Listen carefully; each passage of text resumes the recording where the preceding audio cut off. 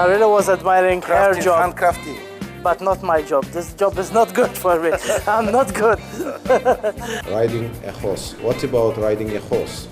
Okay. In Kazakhstan, in Atырауда. I think it will be my second time because I've already experienced riding horse in Malta, but I love animals, so I will enjoy that. In Kazakhstan, it's your first experience. Yes, definitely.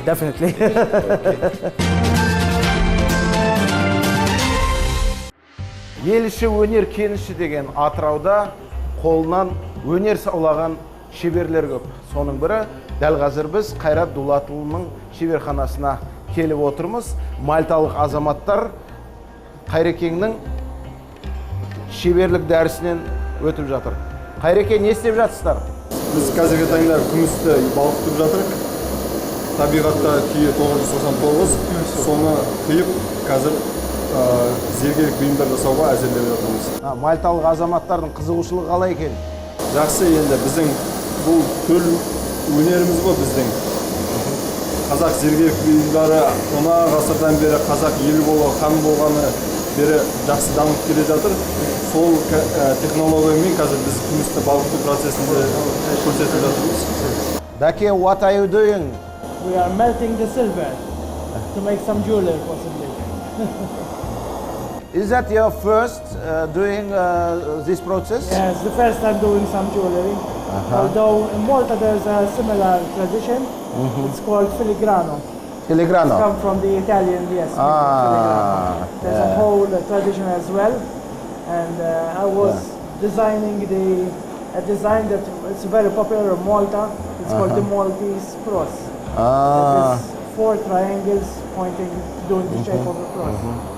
Дәкең енді айтып жатыр, Мальтада да осындай зергерлік бар, бірақ мен мына күмісті балқытуды бірінші рет атқарып жатырмын деп жатыр.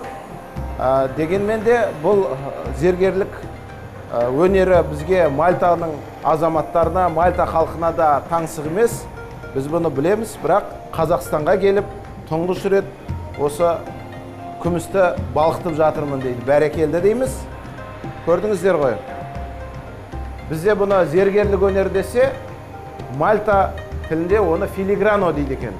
Филиграно деген енді өте сондай ұқыптылықпен, өте сондай жаңағы тиянақтылықпен атқарған жұмысты филиграно әрі мына зергерлік өнер деп атайды екен.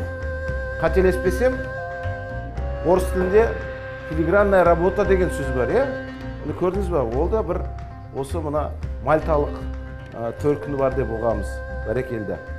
Табиғатта күмістің күйі 999 болып келеді. Оның құрамына мед қосылады 925. Қазірге құйылған Purest silver in the nature. 925 болады пробасы. Оның құрамына мед қосады, өйткені күміс қатаю үшін. Mixed with copper. Зергерлік бұйымдар 925-тен жасалады.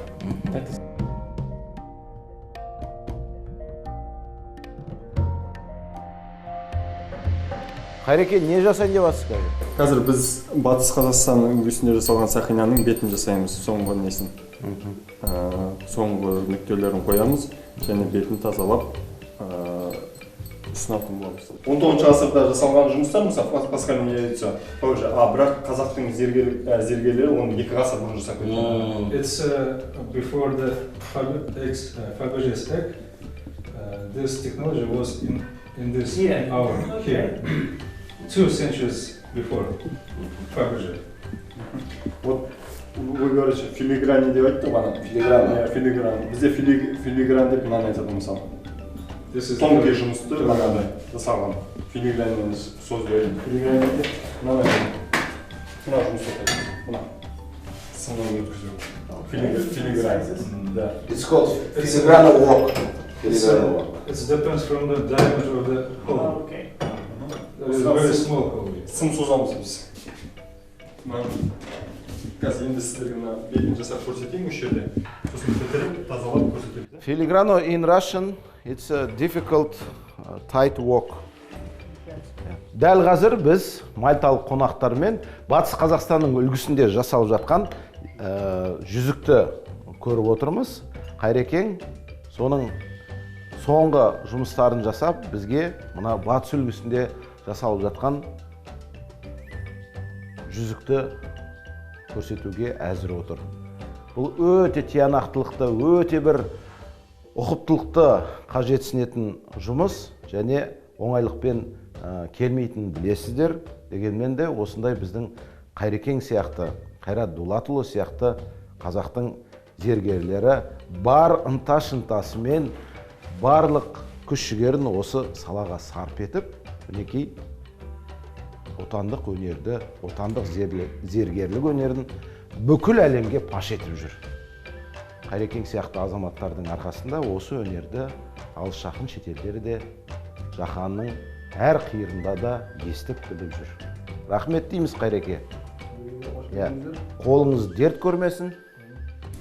Енді бізде қуанамыз. Біздің мәдениетімізді, тарихымызды, өнерді бағалап басқа елдер қызығып жатса. Өйткені өнер ол халыққа ортақ нәрсе ғой. Біздің өнерді бағалап жатқан халыққа да бізде ризашылығымызды білдіреміз. Және төл өнерімізді басқа елдің алдында мақтанышпен көрсетуге дайынбыз әрқашанда. Бәрекелді. It's called filigrana work. Filigrana work. Difficult work. Осы батыстың бір қиыны осы да, каждый элементтер детально жасалған. More details. Little details. Small details. It consists of small details. Yeah, lots of patience. Lots of patience. Pieces.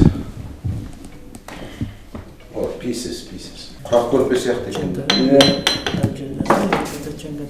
Сосын бояйсыздар ма сосын? Жоқ, қазір кислотаға саламыз, сосын полировать етеміз бұйырса. Каждый әрбір элемент жеке-жеке дара-дара жасалып дайындалады. Сол себептен батыстың үлгісі күрделі болып есептеледі. Осы стильді мен үйрену үшін Атырау облыстық өлкетану мұражайында жұмыс жасадым. Бағанағы ескі жұмыстарды қарап зерттеп, Астананың Бейнеудегі үлкен зергерлерден тәжірибе алмастым. Осыны зерттеп, шыңына жетуге тырысып жатырмын. Өйткені әр жұмыстың өзінің жақсы көргеннен кейін жақсы дәреже, нәтиже көрсеткенін қалайды әркім. Сол себептен бұны мен біраз іздеп, біраз жүріп, уақыттарда жүргенім. Үш түрі бар дедіңіз ғой, стилден? Қазақ зергерлік бұйымдарының 3 стилі бар.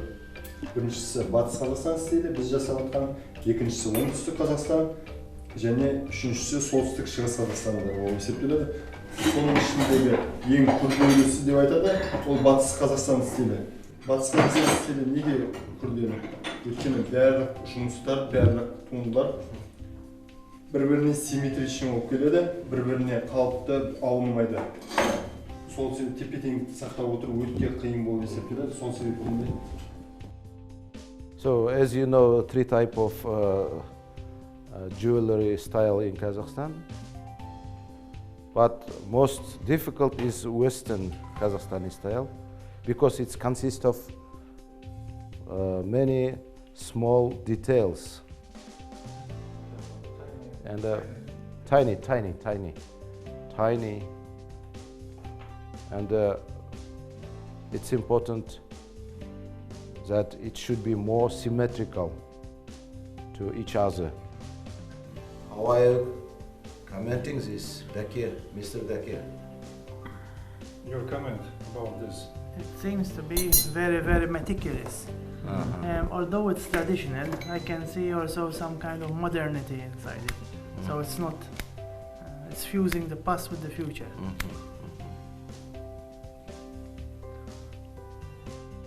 But it's more popular nowadays in Kazakhstan. Our young generation wear this kind of earrings, and other things, something like that. Our young generation Must be know about this tradition. likes this kind of things.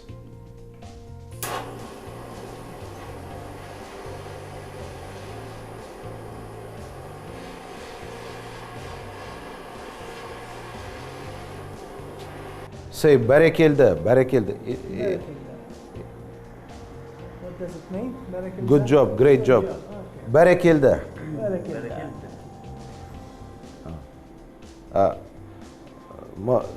Speak up, please. Бәрекелді. Barakelda.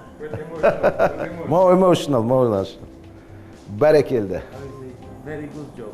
Yeah, great job, good job. Great job is very good and very good job. Yeah, the same, something. It's first time. This is first composition.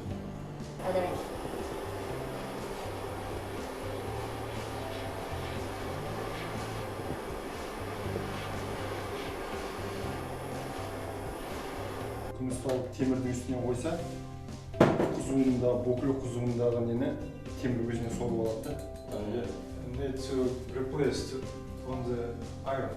Okay, so it cools down fast.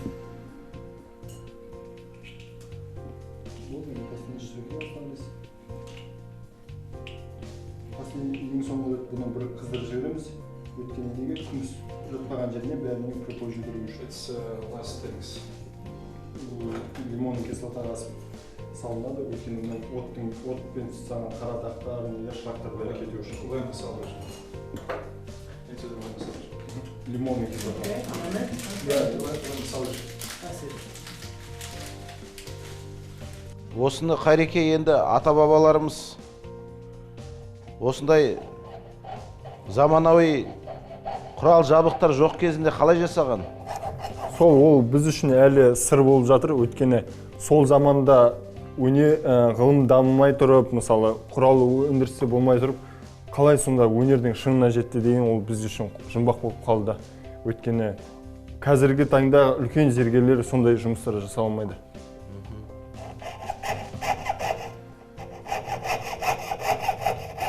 It's interesting for me how our ancestors do that without these modern devices, modern tools. It's interesting for me. Кейде Совет өкіметінің кезінде біздің зергерлерге, қолөнершілерге қолөнермен айналысуға тыйым салған. Сол себептен зергерлік бұйымдар, мысалы, зергерлер, шеберлер мылтық жасаған, қылыш жасаған, мысалы, найзалар жасаған, соны халық көтерілмесін деп сол жұмыстарды тоқтатқан.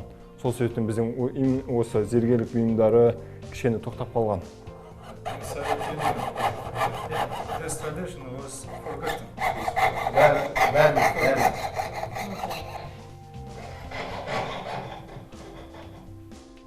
It was prohibited during the prohibited during the Soviet Union because government think that if our masters do that, they supply all the people with gun, with some.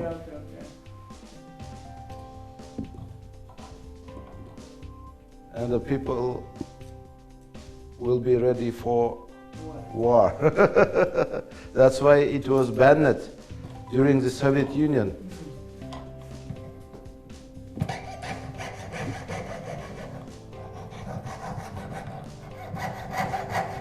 Қайрекеңнің айтуынша, мына зергерлік өнері Кеңес одағы кезінде тыйым салынған болатын. Оның өзіндік бір астарында үлкен себебі бар, сыры да бар.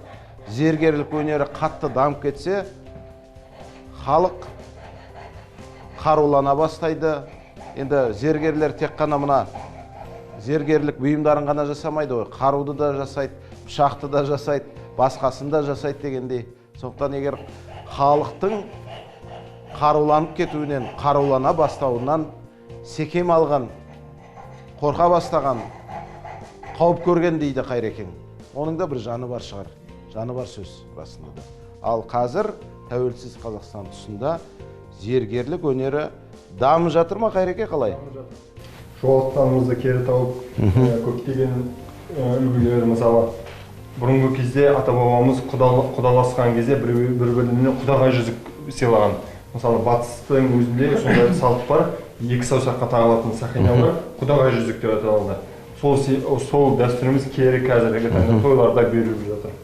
But nowadays, during the independent Kazakhstan, this kind of jewelry is more popular in Kazakhstan and are developing.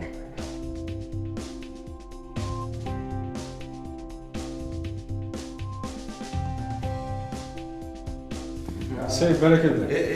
Barakallah. Oh my God. Say Barakallah. Barakallah.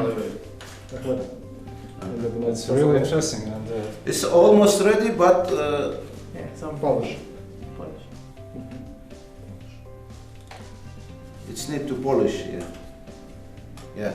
Менде дайынға шаққалы, бірақ әлі де кішкене бетін әрлеп жүрсе, нағыз мінекей қазақтың жүзігі.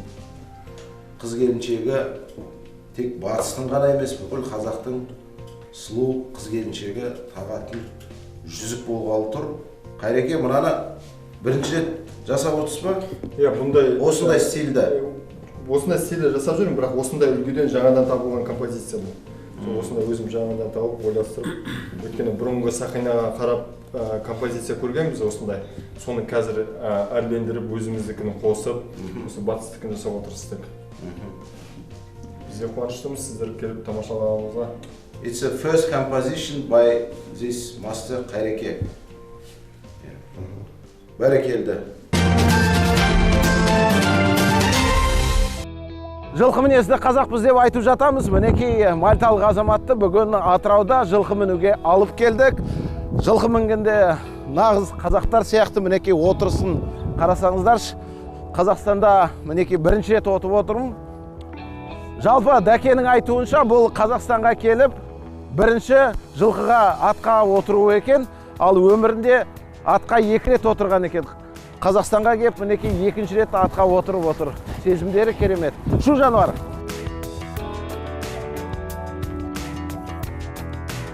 How are you commenting, Dake? How are you feelings? To go slow in Maltese, but he doesn't listen Maltese. I think he only understands Kazakh. So januar. How many differences between Kazakh and Maltese horses? I think they speak the common language. They speak horse. Yeah, but no. I want to say, hear you saying first. Мальталық жылқы мен қазақ жылқының арасында қандай айырмашылық бар деп сұрап жатырмын. Ол айтады, енді барлық жануардың тілі бір ғой, тілі ортақ қой деп айтып жатыр. Мен келісемін, әлбетте мінекей. Мальтада жалпы саны 1000-ға жуық жылқы бар екен. Енді аса көп айырмашылық жоқ дейді, бірақ қазақ жылқысының айырмашылығы да бар екен деп айтып жатыр мінекей. Күнделікті үйреніп қалған шаруасы тездетіп үйіне асығып жатыр. Шу жануар.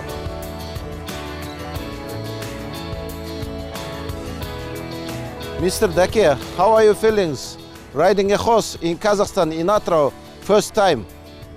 It's very interesting. It's a new adventure for me. This horse has been nice to me, so thank you for not going that fast. I really enjoyed it. This is sharing a little bit of your Kazakh culture with you, and for this I'm very thankful and grateful.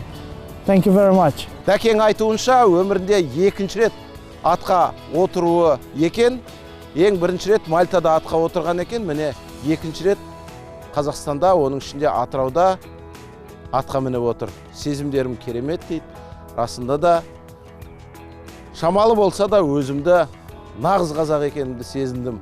Жартылай болса да нағыз қазақ екенімді сезіндім. Енді тағы бір рет отырсам, толықтай қазақ болып кетермін деп айтып отыр. Мальталық азаматтардың мінекей осы атқа отырып өзінің сезімдерін білдіріп жатыр. How is the weather in Atyrau? Today is beautiful. Today is okay. It was about 6 degrees, I believe, so this weather I'm fine with it. But the last couple of days they were a bit too cold for me, so this is getting better. Say, жылқы керемет. Julhar keremet. Жылқы. Julhar. Жылқы. Okay. Julkar. Керемет. Керемет. Жылқы мінезді қазақпыз деп көп айтамыз. Мінекей бүгін мальталық азамат Дәкеңмен бірге Атыраудағы Каспий ат жүгірту кешеніне келіп отырмыз. Нағыз қазақтың қандай болатынын мінекей осы жылқы арқылы да көрсетіп отырмыз. Қазақ жылқысы, қазақ жері, қазақтың ауасы тек атқа қонған мальталық азамат. Сезімдеріміз керемет. Actually, Kazakh people say, жылқы мінсең көлік, ішсең сусын, жесең тамақ. It means horse. If you are riding, it's like a car. It's a food and it's a drink. How to say тамақ in Maltese? Nitamak. Nitamak. I will give you food. Қазақ тілі мен мальта тілінің арасында ұқсастықтар көп екенін айттық. Соның ішінде мысалы біз тамақ десек, бұл кісілер не тамақ деп айтады екен. Не тамақ деген сөз бұл мен сені тамақтандырам, мен саған азық берем, азықтандырам деген мағынасын білдіреді екен. We had a conversation about common words in Kazakh and Maltese. For example, you say Maltese people say kitap. It means kitap. Kitap. A book. Book. Kazakh people say kitap, a book. And which one? Which else? What else? Juma for Friday. Juma means Friday. Friday, yes. Juma means Friday. Көрдіңіздер ма? Бұл кісілер кітап деп айтады екен, Juma деп айтады екен. How to say Assalamu alaikum in Maltese? Assalamu alaikum. Assalamu alaikum. Көрдіңіз бе? Біз Assalamu alaikum десек, бұл кісілер Assalamu alaikum дейді. Енді Құдайды не деп айтады екен? How to say God in Maltese? Allah. Allah. Не деген ұқсастық? Көрдіңіздер ғой. Біз Аллах десек, бұл кісілер Аллах дейді екен. Көрдіңіздер ма? Не деген керемет ұқсастық? Қаншама ұқсастық бар. Мактаб. What about Мактаб? Maktab is a book. Miktub. Miktub is written. Written. When жазу. something is written. Miktub. Мектуб деген сөз Yes, бар and екен. there is also alim. Алем. Alim is a teacher. Алем. We say muallim. Muallim. We say also the word muallim. Muallim is a person who has received education and normally is a tradesman. He can guide others to do jobs. Көрдіңіздер ма? Енді қазақ пен мальта тілінің арасында ортақ сөздер көп. Оның себебі бұл араб тілінің де ықпалы деп айтып жатырмыз. Мальта тілінде де араб тілінен алынған сөздер көп екен. Қазақ тілінде де араб тілінен алынған сөздер көп. Бір тарапынан алғанда бұл қазақтар мен мальталықтарды жақындастыратын ортақ құндылық деп білеміз.